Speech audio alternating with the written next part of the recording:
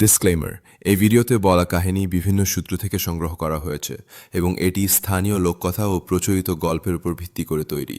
আমরা এর সত্যতা যাচাই করিনি। দর্শকরা অনুগ্রহ করে এটি বিনোদন হিসেবেই উপভোগ গল্প করুন। শুরু করার আগে আপনাদের কাছে একটা ছোট কথা বলি। গত 6 মাস আমি একেবারে নিস্তব্ধ ছিলাম। আমার চ্যানেল, আমার স্বপ্ন, সব কিছু এক মুহূর্তে হারিয়ে গিয়েছিল। অনেকেই হয়তো ভেবেছিল সব শেষ, আমি আর কখনো ফিরব না। কিন্তু একটা জিনিস আমি হারাইনি, আপনাদের বিশ্বাস। যখন সবকিছু অন্ধকার হয়ে যায় তখন মানুষ দুইটা কাজ করে, ভেঙে পড়ে বা আরও শক্ত হয়ে ওঠে। আমি শক্ত হয়ে ফিরে এসেছি এবং আজ থেকে আমার গল্পগুলো শুধু গল্প থাকবে না, এটা আমার ক্যামব্যাক, আমার নতুন শুরু। আমার পাশে থাকুন, কারণ আজকের গল্প আমাদের ভবিষ্যতের এক নতুন অধ্যায়। দিল্লির লালকেল্লা, দিনের বেলায় ছবিটা তো আমাদের সবারই চেনা। একদম, হাজার হাজার মানুষ, গাইডদের চিৎকার, মানে একটা জীবন্ত ইতিহাস। ঠিক তাই, প্রত্যেকটা পাথর যেন দিনের আলোয় নিজের গল্প বলতে চায়। কিন্তু সূর্য ডোবার পর যখন ওই বিশাল লোহার গেটগুলো বন্ধ হয়ে যায়, তখন পুরো পরিবেশটাই বদলে যায়। চারপাশটা এত নিস্তব্ধ হয়ে যায় যে নিজের নিঃশ্বাসের শব্দও ভয় ধরায়। আর ঠিক ওই রাতের নিস্তব্ধতার মধ্যেই কিন্তু লুকিয়ে আছে আমাদের আজকের আলোচনার মূল ঘটনাটা। আমাদের কাছে একটা বিবরণ এসেছে যেখানে লালকেল্লার এক রাতের নিরাপত্তা কর্মীর সঙ্গে এমন কিছু ঘটেছিল যা যুক্তি দিয়ে মেলানো বেশ কঠিন। একদম, আর এটাই তো সবচেয়ে ইন্টারেস্টিং ব্যাপার।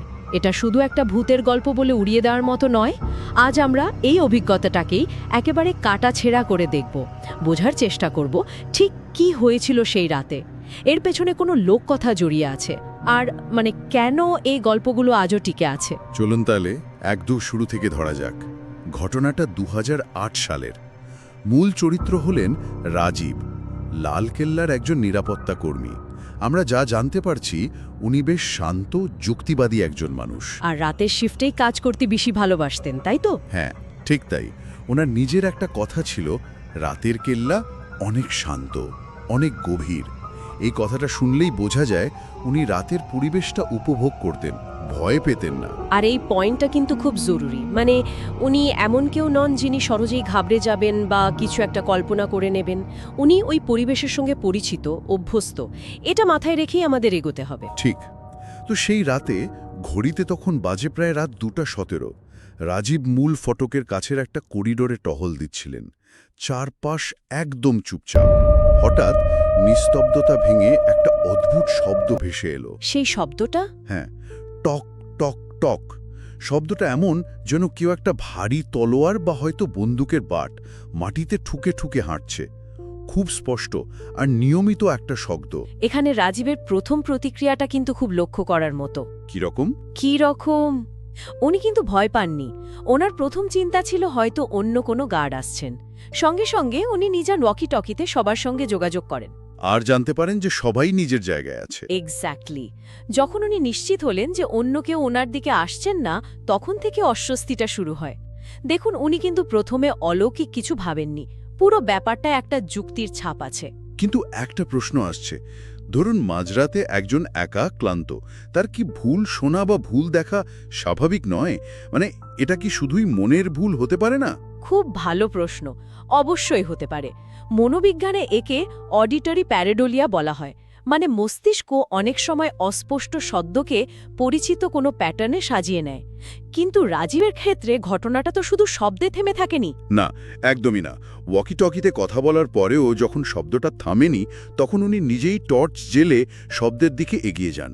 ওই লম্বা ফাঁকা করিডরটায় ঢোকেন। কিন্তু সেখানে গিয়ে দেখেন কেউ নেই, কিছু নেই, পুরো শুনশান।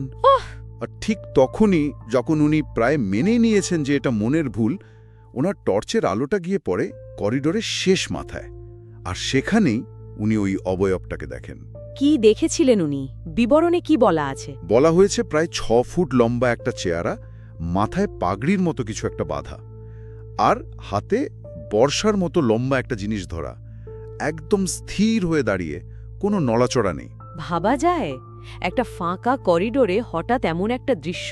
আমার তো শুনেই কেমন লাগছে। রাজীবের প্রথম প্রতিক্রিয়া ছিল এটা নির্ঘাত কোনো প্র্যাঙ্ক, মানে নতুন কোনো গার্ড হয়তো মজা করছে। উনি সাহস করে চিৎকার করে জিজ্ঞাসা করেন, কে ওখানে? মজা হচ্ছে? কোনো উত্তর আসেনি নিশ্চয়ই। না, কোনো উত্তর নেই। অবয়বটা একই রকম স্থির। এরপর রাজীব যখন কয়েক পা এগিয়ে যান তখনই সেই অবিশ্বাস্য ঘটনাটা ঘটে। কি হয়েছিল? ওই অবয়বটা ডানে বাঁয়ে কোথাও না গিয়ে আস্তে আস্তে পেছনের পাথরের দেওয়ালের মধ্যেই যেন মিলিয়ে গেল। মিলিয়ে গেল মানে ভ্যানিশ? হ্যাঁ, সোজাসুজি দেওয়ালের ভেতরে। প্র্যাঙ্ক হওয়ার সম্ভাবনাটা তো এখানেই শেষ হয়ে যায়।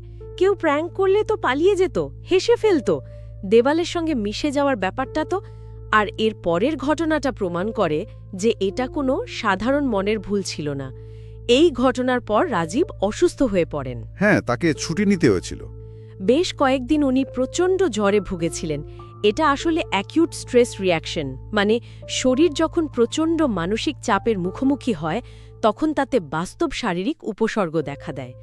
ওনার মন আর শরীর দুটোই মেনে নিয়েছিল যে উনি যা দেখেছেন তা বাস্তব এবং ভয়ঙ্কর। ঠিক তাই। আর মানে একজনের ব্যক্তিগত অভিজ্ঞতাকে না হয় মনের ভুল বলে উড়িয়ে দেওয়া গেল, কিন্তু যদি এর কোনো বস্তুনিষ্ঠ প্রমাণ থাকে, এখানেই গল্পটা আরও জটিল হয়ে ওঠে। কারণ এই ঘটনার পর কর্তৃপক্ষ কেল্লার ওই রাতের সিসিটিভি ফুটেজ পরীক্ষা করে। আর ফুটেজে যা পাওয়া গেল তা এক কথায় অদ্ভুত, তাই না? হ্যাঁ, ফুটেজে পরিষ্কার দেখা যাচ্ছে রাত 2:16 রাজীব একা করিডোরে টহল দিচ্ছেন। সব স্বাভাবিক। ঠিক 2:17 মানে ঘটনার মুহূর্তে মাত্র কয়েক সেকেন্ডের জন্য রাজীবের সামনে একটা অস্পষ্ট ছায়ার মতো অবয়ব ফুটেজে ধরা পড়ে। কিন্তু সেটাকে কি চেনা যাচ্ছিল? না, এতটাই ঝাপসা যে চেনা বা শনাক্ত করা সম্ভব নয়। আর তার চেয়েও বড় ব্যাপার হলো ওই ছায়াটা দেখা দেওয়ার সঙ্গে সঙ্গেই ক্যামেরার ফ্রেমটা প্রচণ্ডভাবে ঝাপসা হয়ে যায়। ফুটেজটাই নষ্ট হয়ে যায় বলতে পারেন। এই সিসিটিভি ফুটেজটা তো রহস্যটাকে আরও কয়েকগুণ বাড়িয়ে দিল। কিভাবে? দেখুন, এটা একদিকে যেমন কোনো ভূতের প্রমাণ দিচ্ছে না, তেমনি রাজীবের দাবিকেও কিন্তু মিথ্যে প্রমাণ করছে না। ফুটেজটা অন্তত এটা নিশ্চিত করছে যে ওই নির্দিষ্ট সময় রাজীবের সামনে অস্বাভাবিক কিছু একটা ঘটেছিল। এখন প্রশ্ন হলো, ফ্রেমটা ঝাপসা হয়ে যাওয়া কি নিছকই কোনো টেকনিক্যাল গ্লিচ, নাকি অন্য কিছু? কিছু থিওরি বলে যে এই ধরনের উপস্থিতির সঙ্গে একটা শক্তিশালী ইলেকট্রোম্যাগনেটিক ফিল্ড তৈরি হয়, যা ইলেকট্রনিক যন্ত্রকে প্রভাবিত করতে পারে। ইন্টারেস্টিং। এই এখন প্রশ্ন হলো, সেটা কি নিছকই কাকতালীয়, নাকি এর পেছনে অন্য কোনো কারণ আছে? আর এই প্রযুক্তিগত রহস্যের যখন কোনো সমাধান পাওয়া গেল না, তখনই স্বাভাবিকভাবে উঠে আসে স্থানীয় লোককথা। আর দেখা গেল লালকেল্লার ওই নির্দিষ্ট জায়গাটা নিয়েই একটা বহু পুরনো গল্প প্রচলিত আছে। কি সেই গল্প? আমাদের হাতে থাকা সূত্র বলছে, মুঘল আমলে যেসব প্রহরী সাম্রাজ্যের সঙ্গে বিশ্বাসঘাতকতা করত, তাদের নাকি ওই করিডোরের কাছেই সবার সামনে ফাঁসি দেওয়া হতো। ওহ, আর এখানেই তাহলে লোককথা আর রাজীবের অভিজ্ঞতা এক সুতোয় বাধা পড়ে যাচ্ছে। কিভাবে? বিশ্বাস করা হয় যে সেই শাস্তি পাওয়া প্রহরীদের অতৃপ্ত আত্মারা নাকি আজও লালকেল্লায় নিজেদের ডিউটি করে চলেছে। তাদের সেই অসমাপ্ত কর্তব্য বোধই তাদের মুক্তি পেতে দেয়নি। এই ধারণাটাকেই বলা হচ্ছে অসমাপ্ত ডিউটি। আর ভেবে দেখুন, রাজীব যে অবয়বটি দেখেছিলেন, মাথায় পাগড়ি, হাতে বর্ষা, সেটা কিন্তু একজন মুঘল প্রহরীর চেহারার সঙ্গেই মিলে যায়। একদম। ফলে এই লোককথাটা হঠাৎ করেই রাজীবের দেখা দৃশ্যের একটা সম্ভাব্য ব্যাখ্যা হিসেবে উঠে আসে। কিন্তু গল্পটা যদি শুধু 2008 সালেই শেষ হয়ে যেত, তাহলেও হয়তো একে একটা বিচ্ছিন্ন ঘটনা বলে ভাবা যেত। কিন্তু তা তো হয়নি। ঠিক 4 বছর পর 2012 সালে প্রায় একই ধরনের আরেকটি ঘটনার কথা শোনা যায়। অর্থাৎ প্যাটার্নটা আবার ফিরে আসছে। ঠিক তাই। এবার অন্য একজন নিরাপত্তা কর্মী, তার নাম অবশ্য জানা যায়নি, তিনি দাবি করেন যে মধ্যরাতে তিনি করিডর দিয়ে যাওয়ার সময় স্পষ্ট ভারী বুটের শব্দ শুনেছেন। বুটের শব্দ? হ্যাঁ, যেন একদল সৈন্য মার্চ করে যাচ্ছে।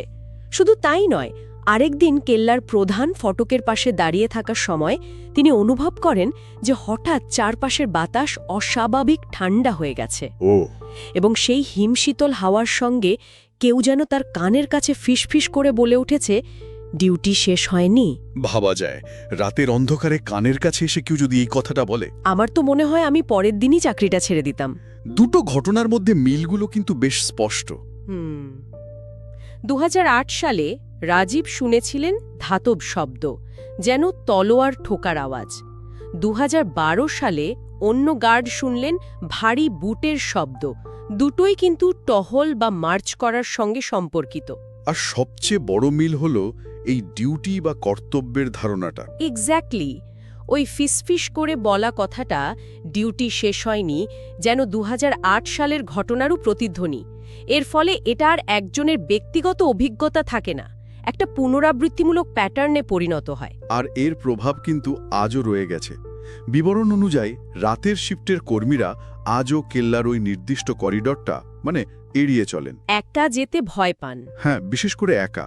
দিনের বেলায় যে জায়গাটা পর্যটকদের কলরবে মুখর থাকে, রাতের অন্ধকারে সেটাই একটা আতঙ্কের জায়গায় পরিণত হয়েছে। আর এটাই তো সবচেয়ে গুরুত্বপূর্ণ বিষয়। দেখুন, সরকারিভাবে বা দাপ্তরিকভাবে এই ঘটনাগুলোর কোনো প্রমাণ বা স্বীকৃতি নেই। আর্কিওলজিক্যাল সার্ভে অফ ইন্ডিয়া কখনো বলবে না যে লালকেল্লায় ভূত আছে। অবশ্যই না। কিন্তু তারপরেও এই অলিখিত গল্পগুলো মানুষের আচরণকে নিয়ন্ত্রণ করছে। ভয়, বিশ্বাস বা নিছক সাবধানতা, কারণ যাই হোক না কেন, এর একটা বাস্তব প্রভাব রয়েছে। কর্মীরা তাদের রুট বদলে নিচ্ছেন। এটা দেখায় যে একটা জায়গার পরিচয় শুধু তার লিখিত ইতিহাসে সীমাবদ্ধ থাকে না। তাহলে পুরো আলোচনাটা যদি এক জায়গায় আনি, ছবিটা বেশ অদ্ভুত দাঁড়াচ্ছে। প্রথমে রাজীবের সেই রাতের বিস্তারিত অভিজ্ঞতা, তারপর সেই অদ্ভুত সিসিটিভি ফুটেজ যা রহস্যটাকে আরও ঘনীভূত করেছে। এর সঙ্গে জুড়েছে বিশ্বাসঘাতক প্রহরীদের ফাঁসি দেওয়ার ঐতিহাসিক লোককথা এবং বারবার ফিরে আসা এই অসমাপ্ত ডিউটির ধারণা। হ্যাঁ, আর এই সব কিছুর মধ্যে একটা স্পষ্ট বৈপরীত্য রয়েছে। একদিকে রয়েছে সরকারি তথ্যের অভাব, আর অন্যদিকে রয়েছে মানুষের মুখে মুখে ছড়িয়ে পড়া একটা শক্তিশালী বিশ্বাস। লালকেল্লার মতো ঐতিহাসিক স্থানগুলো এভাবেই তার দুটো সত্তা নিয়ে বেঁচে থাকে।